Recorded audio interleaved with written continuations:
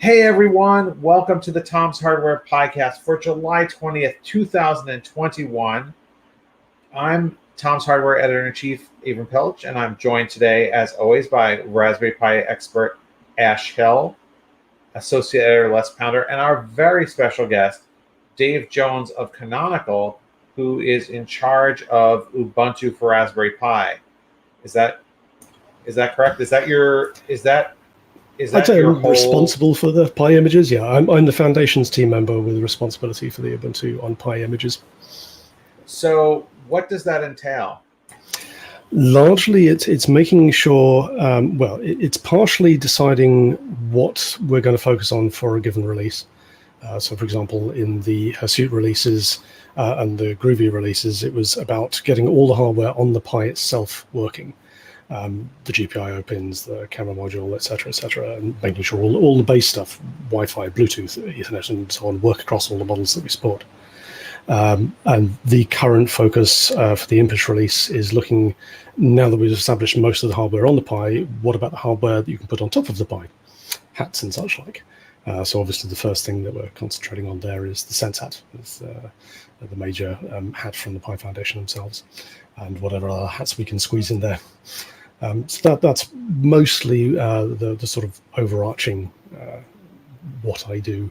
And the other bit is the day-to-day, making sure everything works and working on ensuring that all the different images have all the bits that they need. The Foundations team generally is responsible for the things that cross the images, from the compilers to the C library and so on and so forth. The exception there being the kernel team, who have responsibility for the kernel. But we deal with bootloaders, we deal with C libraries, we deal with the things that cross the various releases like desktop, server, and core. So what about things like Vulkan? Are you building that into Ubuntu? Let's see, Vulkan would probably come under the purview of the desktop team, I think. But yes, the Vulkan is within the images, at least on the desktop image, it's certainly there. Whether it's included by default on the server images, I'm not sure. But yes, that would largely be under the purview of the desktop team. So if you were to sum it up, why do you think folks should run Ubuntu on? I guess you're going to say you think they should, right? Why do you think folks should run Ubuntu on a Raspberry Pi as opposed to running Raspberry Pi OS? Well, that largely depends what you need. Ultimately, if you're talking about, if you want something that is supported in the same way that Ubuntu is supported on PCs, that's one of the major things that we offer with Ubuntu on Pi, is the same support level that you will have for Ubuntu on PCs.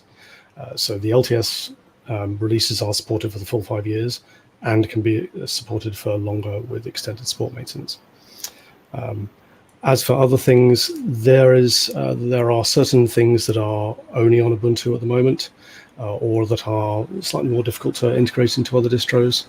One thing that springs to mind that's very easy to use out of the box on Ubuntu is LXD for containerization. So if you want multiple Ubuntu containers, that's trivial to set up on Ubuntu on a Pi. On the other hand, there are cases where it's not the right thing. If you're after the experience that the Pi Foundation's own tutorials run on, then by all means you should be looking at Raspberry Pi OS, as that is what they're written for, and they do have more packages at the moment for the hats and such like. This is something that we're working on adding, and obviously hats are the focus with this particular release.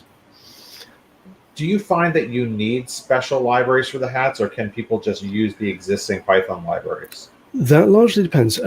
If you're talking about being able to pip install things, then yes, of course, you can do that on Ubuntu just as you can on Raspberry Pi OS. The question is whether you can apt install things and then want to rely on the systems package manager rather than pip installing things. And there are good arguments for both.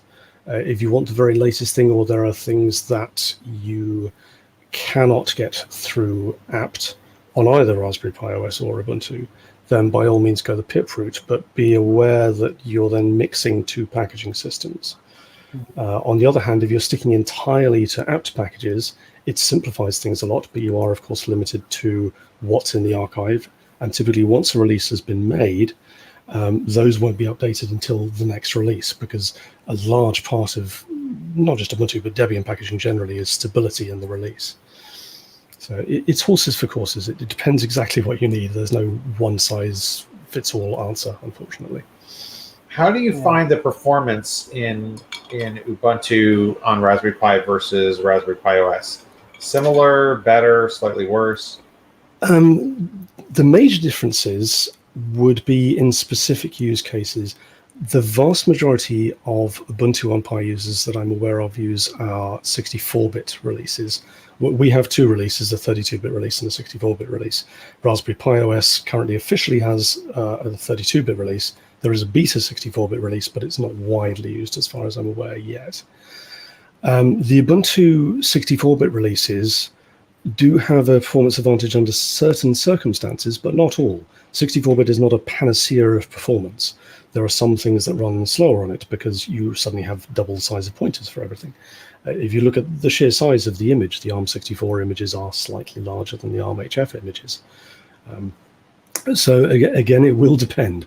Raspberry Pi OS does have better performance for certain video encoding and video decoding things at the moment, because at the moment they're using the traditional stack, what we call FKMS, the fake KMS layer, where the GPU is running the proprietary blob, allowing it to access all the H.264 encoding and decoding facilities.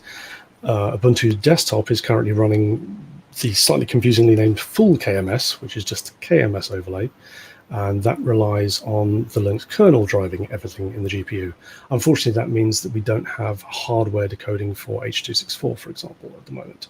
But on the other hand, it does mean that the integration is considerably better, and that Vulkan has full capabilities under that particular system. So again, there's no one-size-fits-all currently. Things are moving towards the direction of being more open generally. As far as I'm aware, the Raspberry Pi Foundation themselves in the 64-bit Raspberry Pi OS are looking towards moving to full KMS themselves. Whether that comes to pass and when that comes to pass, I don't know. But yes, it's a complex landscape, unfortunately. Yeah, no question about it. So, Les, you've spent a lot of time using Ubuntu on Pi. What have you found? I found on the whole Ubuntu on Pi to be a slightly slower experience, and that's oversimplifying it to quite a degree. It does some things really well. So the whole desktop experience, how you interact with things, is really good. And I've been using Ubuntu since the one before Dapper Drake, 5.04, I think it was. So that's a million years ago. It feels nice. It feels like a proper desktop OS compared to Raspberry Pi OS. But we do lose all the maker elements that make a Raspberry Pi so useful. GPIO, we can do GPIO stuff with Ubuntu on Pi, but it's a bit of a painful experience. Sorry, Dave. Hopefully that's a little better under Hasuit. Did you try it under Hasuit yet? Not tried Hasuit yet, no. I do want to try that. I've got my drives out now. That's got 2010 on it. I need to update. Yeah. That's no longer supported. Under Groovy, it was absolutely a painful experience because we didn't have the libraries built in. And under Hasuit, things got a little hairy, he says. Sorry for the pun.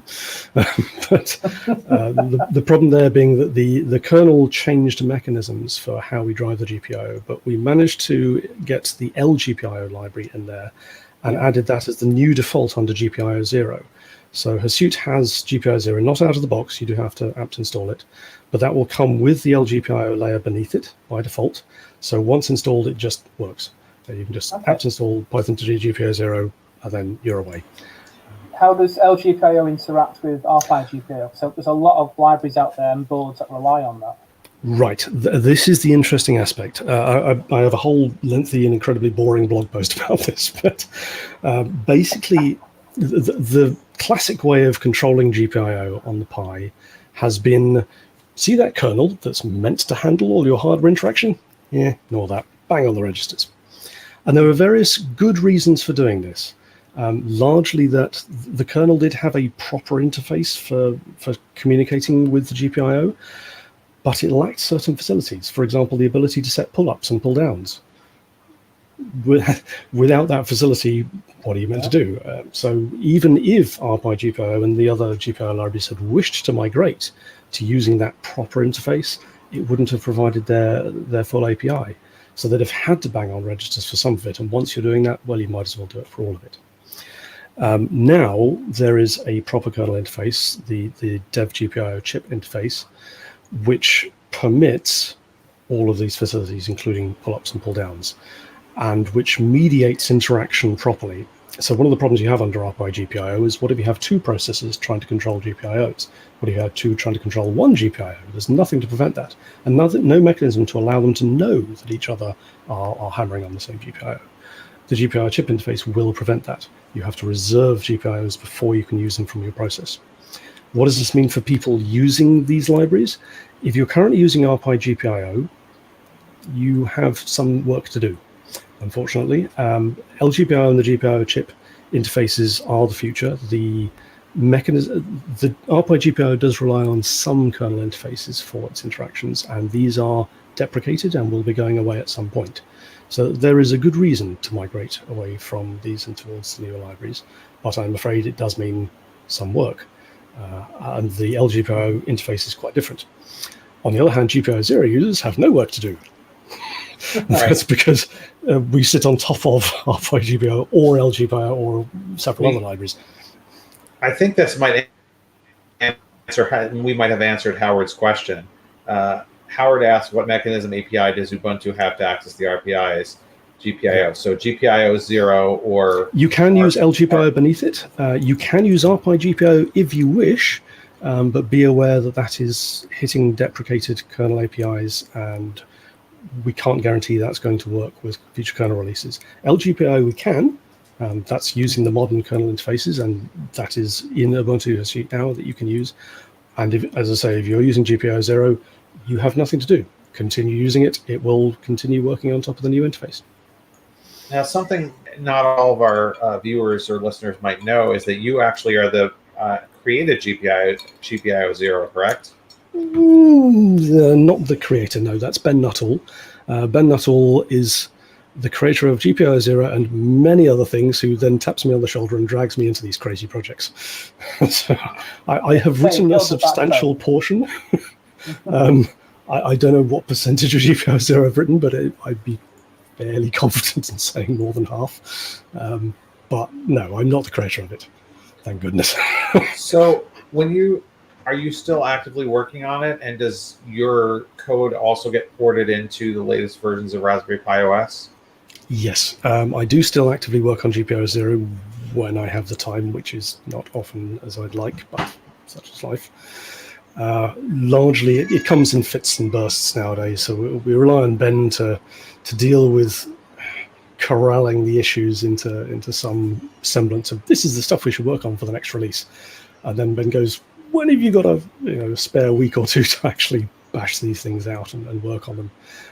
Which is what we did largely with a large part of the work on Hadoop was partially working through those issues and partially working on the back end, because we knew that had to be done for Hadoop and would also benefit Raspberry Pi OS in the future, because we know they're moving to a more modern kernel with the 64-bit release at least, and with the Bullseye release in future too. So this all dovetailed nicely. As for the upstream packaging of all this and how it makes it into Raspberry Pi OS, at the moment I'm responsible for the Ubuntu packaging of GPIO 0 and the Raspberry Pi OS packaging of GPIO 0. I am hoping I can be at least partially responsible for the Debian packaging in future, which should then flow down to both Raspberry Pi OS and Ubuntu, which are derivatives of Debian, obviously. That's more or less the size of it. So how important, obviously we're seeing more and more versions of Raspberry Pi come out. Now we have the Pi 400, we have CM4, we still have older Pis like the 0. How important, is it the goal to make sure that every version of Ubuntu is compatible all the way back to zero? No, we explicitly do not support anything which doesn't support the ARM v7 architecture, which more or less means Pi 2 onwards. So we support Pi 2, Pi 3, 3+, 3A+, CM3, CM3+, 4, 400, CM4. that's about it. 0, no. Pi 1, no. And that's because they don't support the ARM7 architecture. So our ARM-HF images, it's where things get a little confusing again. You have the ARM64 images. They are supported on the on the Pi 3 onwards, and you have the ARM-HF images. Our ARM-HF means ARM-v7 architecture. Raspberry Pi OS's ARM-HF means ARM-v6 architecture, which means all the Pis. The reasons for that, I'm not entirely sure. They predate my joining Canonical. But my understanding is that ARM-v7 was generally understood to be ARM-HF, and that Raspberry Pi OS is a slight deviation from that to obviously support the original Pis. But yes, that's the set of Pis that we officially support is the Pi 2 onwards. That makes sense. At a certain point, you gotta cut bait, right? And, it certainly makes a certain amount of maintenance easier, in as much as before the Pi 2, there is absolutely no possibility of 64-bit support at all. You can't have the 64-bit on the Pi 0s or 1s. The Pi 2 gets a little complex because there's one version of the Pi 2 that will, because it's actually a sort of Pi 3, but the original Pi 2s don't support 64-bit either. So it's only ARM-HF typically on there. So speaking of things that, so do you have to personally test or have somebody test on all of the Pi hardware every time you do a release? Personally, no. We now have a large set of Pis in a lab over in Taipei where automated tests are run on everything that makes it into proposed, which is when things are backported to stable releases, and which also test daily images when we're about to do a release. So they make sure that a battery of tests from will it boot, will it drive a display, will the camera work, will Wi-Fi, Bluetooth, etc., all these tests are run. When there are specific pieces of new functionality or specific breakages that we know about, yes, I get out the box back there has an enormous collection of basically every Pi model that we support. I'll go dragging bits out of there and plugging them in and going, does this work or not? And occasionally we do get very, very weird failures from the Taipei lab. There was a wonderful one where it was reported that, what was it? A new version of U-Boot that we had on one of the older images wasn't booting. It was just crashing. And the Taipei lab said, nope, this works fine.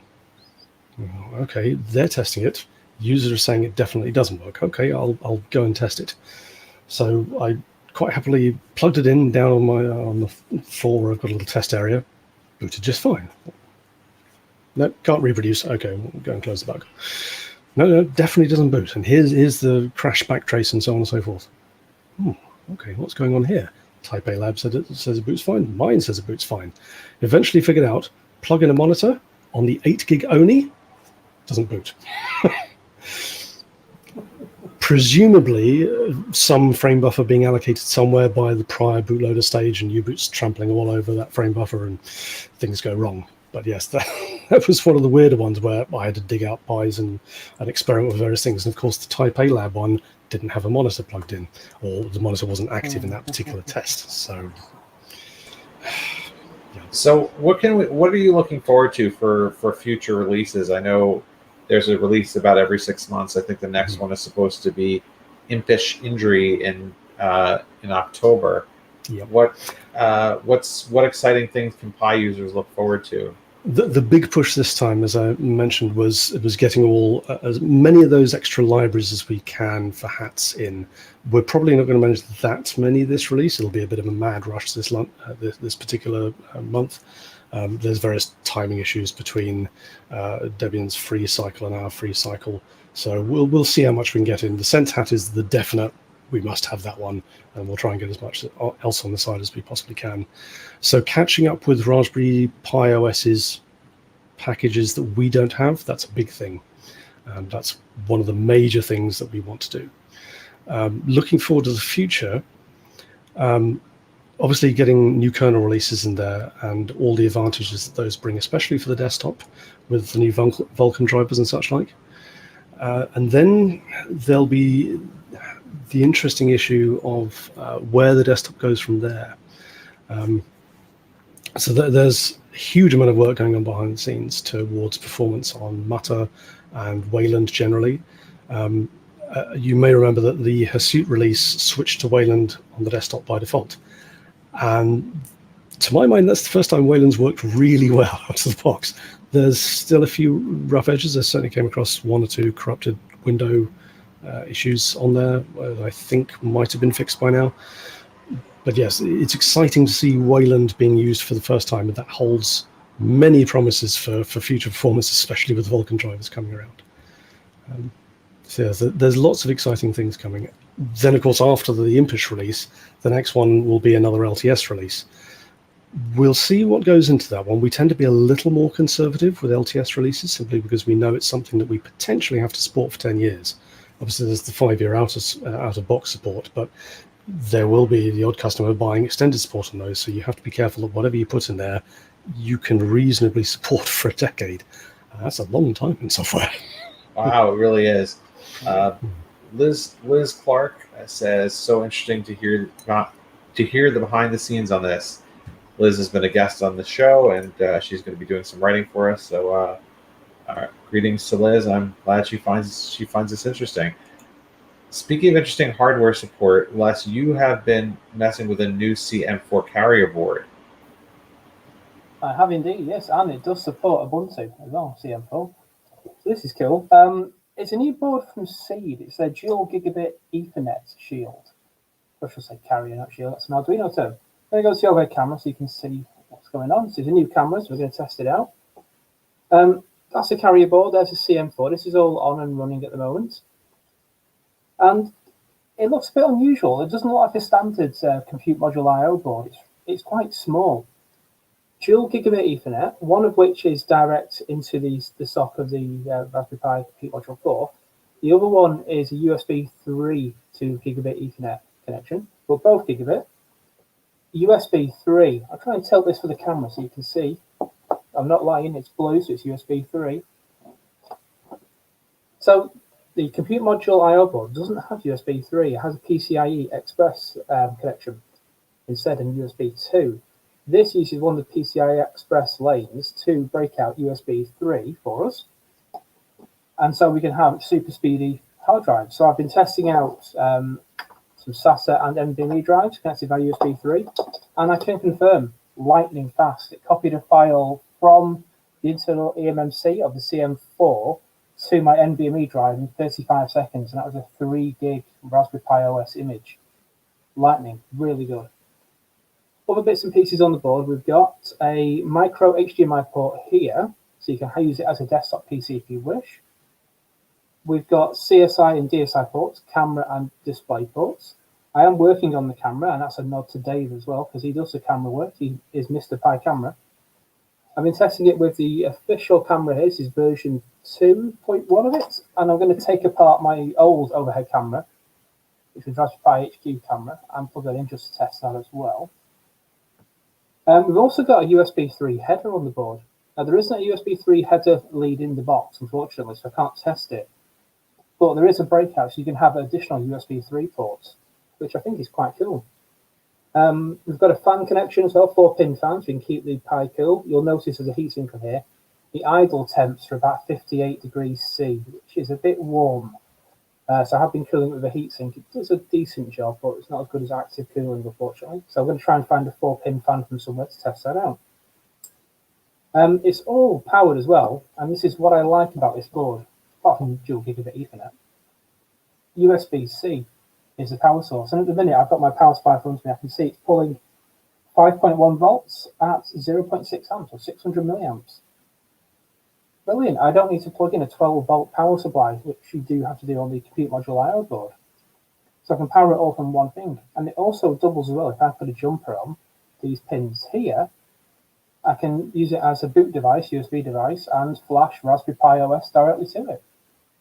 So at the minute, it's Raspberry Pi OS on the internal eMMC card, but I have installed, and I'm just tinkering around with it, on here on the micro SD card, Diet Pi, which is a lightweight OS for the Raspberry Pi. It's I forget the name. In Debian world, it's called Taskcell, where you could put Taskcell in, run the command, and it says, what would you like to build? And you say, I'd like to build a server, like your DHCP server, a network attached device. Click, click, does it all for you. Diet Pi is very similar to that, but it takes it to a really technical and professional level. It's fantastic.